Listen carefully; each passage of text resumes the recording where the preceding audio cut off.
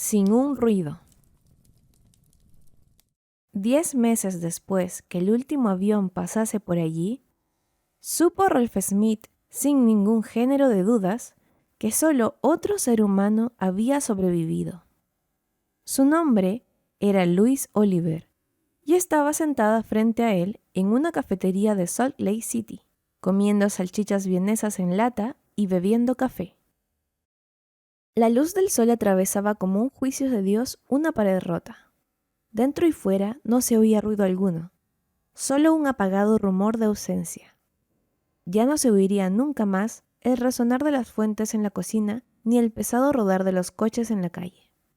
Había rayos de sol y silencio, y los ojos acuosos y asombrados de Louise Oliver. Rolf se inclinó hacia adelante, tratando de capturar por un segundo la atención de aquellos ojos parecidos a los de un pez. Darling, Le dijo. respeto tus puntos de vista, como es natural, pero tengo que hacerte comprender que son poco prácticos. La mujer le miró con desmayada sorpresa. Luego apartó los ojos otra vez. Su cabeza negó ligeramente. No, Rolf. No viviré con usted en pecado mortal. Smith pensó en las mujeres de Francia, de Rusia, de México, de los mares del sur. Había pasado 3 meses en los destruidos estudios de una estación de radio, en Rochester, escuchando las voces que cesaron. Fueron las de una extensa colonia en Suecia, incluyendo las de un ministro del gobierno inglés. Informaban que Europa había desaparecido. Desaparecido, sencillamente. No existía una hectárea que no hubiese sido barrida por el polvo radioactivo. Tenían allí 2 aviones y gasolina suficiente para transportarlos lejos del continente. Pero no había ningún sitio a donde ir. 3 de ellos sufrieron la peste, luego 11, al fin todos. Hubo un piloto bombardero que cayó en Palestina, cerca de la estación de radio del gobierno. No vivió mucho porque se había roto algunos huesos al caer, pero había visto las islas del Pacífico. Era su opinión que habían sido bombardeados los campos helados del Ártico. No había informes de Washington, ni de Nueva York, ni de Londres, París, Moscú, Chongqing o Sydney. No se podía decir quiénes habían muerto por enfermedad, por el polvo o por las bombas.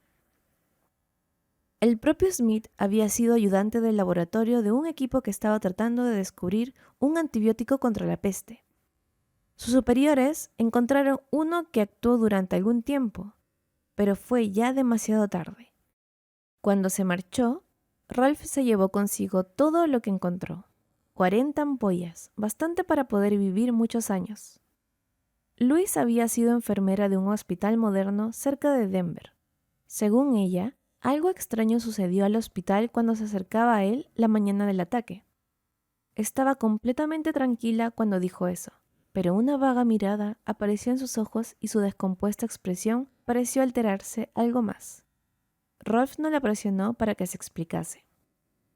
Como él, Louise encontró una estación de radio que aún funcionaba, y cuando Smith descubrió que ella no había contraído la peste, se puso de acuerdo con ella para reunirse. Al parecer, Louise era naturalmente inmune. Seguramente habría habido otros, unos pocos al menos, pero ni el polvo ni las bombas los perdonaron. Louise consideraba una desgracia que no hubiese quedado vivo ningún pastor protestante. Era una perturbación. Ella lo creía realmente así. Smith tardó mucho tiempo en creerlo, pero era verdad. Tampoco ella quiso dormir en el mismo hotel que él. Ella le esperaba y recibía con la mayor cortesía y decoro del mundo. Smith aprendió la lección. Se paseaba por la acera llena de cascotes, le abría las puertas donde las había, le ponía la silla, evitaba decir palabrotas, en fin, la cortejaba. Louise tenía 40 años o así, unos 5 años más que Smith. Él se preguntaba frecuentemente lo vieja que ella pensaba que era.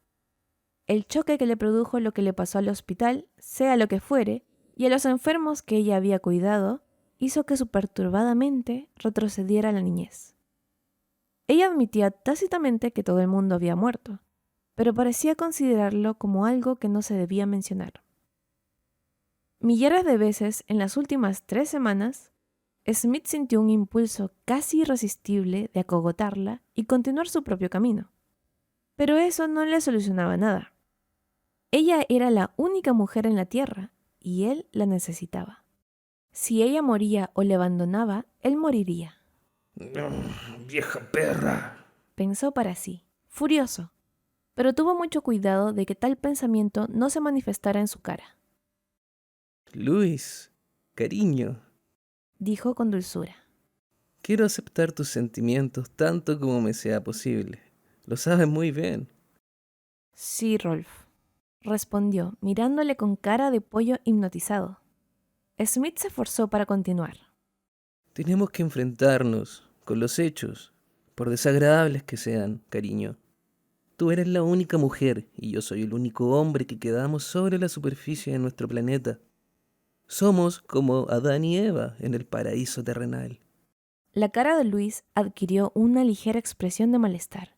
Estaba pensando, evidentemente, en las hojas de parra. Piensa en las generaciones no nacidas. Continuó Smith con un temblor en la voz. Piensa en mí por una vez. Tal vez te queden 10 años para gestar. O quizás menos. Pensó para sí. De repente, pensó en la segunda etapa de la enfermedad, la irremediable rigidez hiriendo sin avisar. Él había sufrido ya uno de esos ataques y Luis le había ayudado a salir de él. Sin ella, se hubiera quedado paralizado hasta morir. No se hubiera podido poner la inyección salvadora porque la mano quedó rígida. Desesperadamente pensó. Si tengo suerte, puedo engendrar 2 hijos con ella. Por lo menos, antes de que sea demasiado tarde. Entonces, estaré salvada. Smith continuó. Dios no puede querer para la raza humana un final como este. Él nos ha unido a ti y a mí para... Hizo una pausa. ¿Cómo podría decirlo para no ofenderla? hacernos padres. ¿No sería demasiado sugerente? Sostener la antorcha de la vida. Sí, eso era mejor, y era bastante insinuante. Luis miraba vagamente más allá del hombro de Rolf. Sus párpados guiñaban regularmente y su boca hacía, al mismo ritmo, unas muecas semejantes a las de los conejos. Smith miró sus torpes piernas metidas debajo de la mesa. Cristo, si fuera lo bastante fuerte. Experimentó otra vez la inútil ira y resopló. Tenía que conservar la cabeza porque esta podía ser su última oportunidad. Luis estuvo hablando últimamente, en el lenguaje confuso que siempre empleaba ahora, de ir a la montaña para suplicar buena conducta. No dijo sola, pero era bastante fácil comprender que lo proyectaba así. Él se concentró furiosamente y lo intentó una vez más. El tropel de palabras llegó a sus oídos como un distante murmullo. Luis oía una frase de cuando en cuando, cada una de ellas formaba cadenas de pensamientos atando sus ensueños más fuertemente. Nuestro deber hacia la humanidad. Mamá había dicho con frecuencia. Eso ocurrió en la vieja casa de Waterbury Street. Por supuesto, antes que mamá cayese enferma. Ella había dicho: Niña, tú debes ser limpia de alma. No importa ser bonita. Hay muchas mujeres sencillas que consiguen esposos buenos y cristianos. esposos, tener y conservar, flores de azahar y madrinas de boda, música de órgano.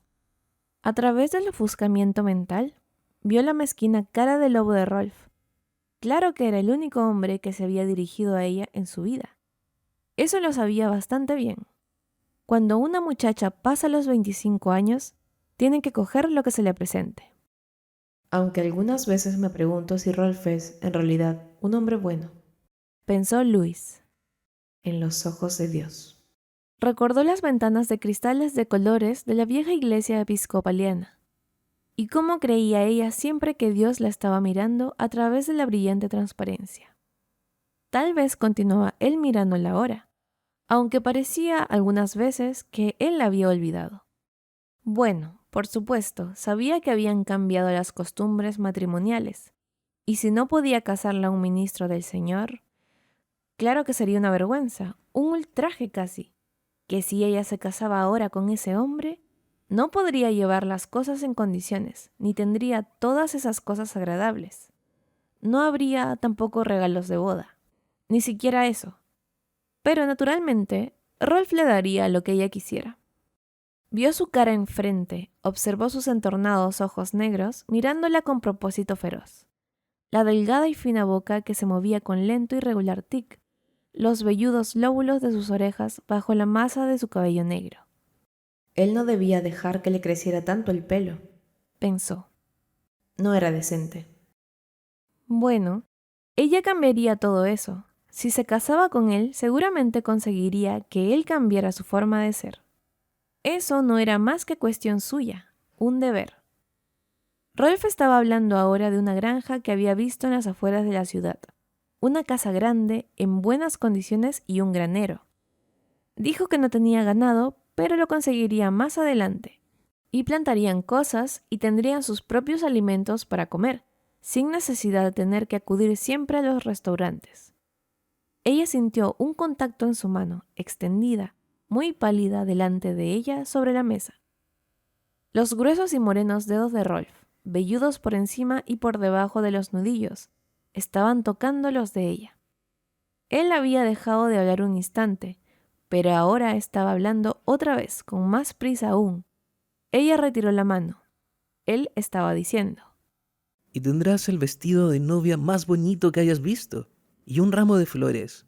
Todo cuanto tú quieras, Luis, todo. ¿Un vestido de novia? ¿Y flores, aunque no hubiera pastor?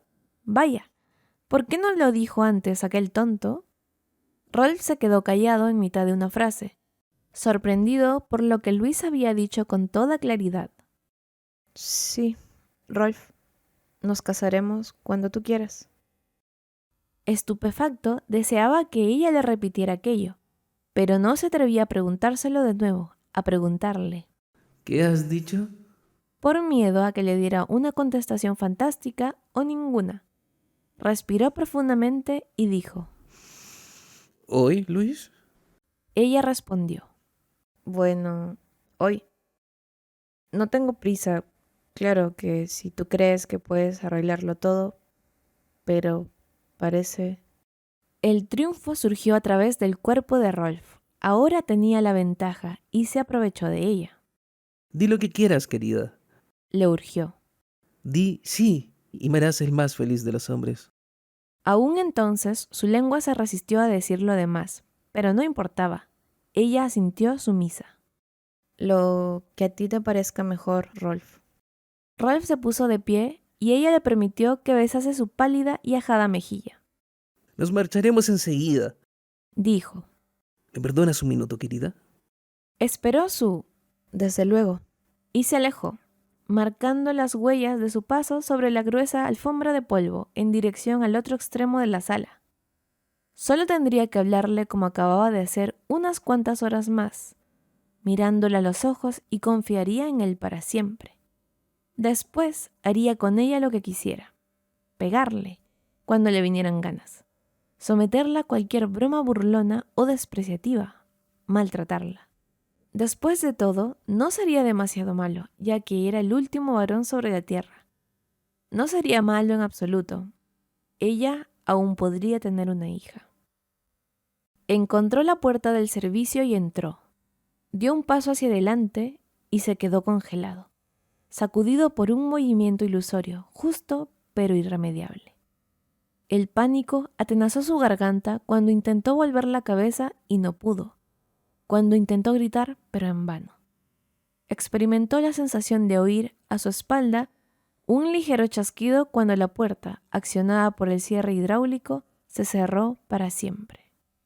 No estaba cerrada con llave, pero no importaba. Al otro lado, por la parte de afuera, se leía un rótulo: Caballeros.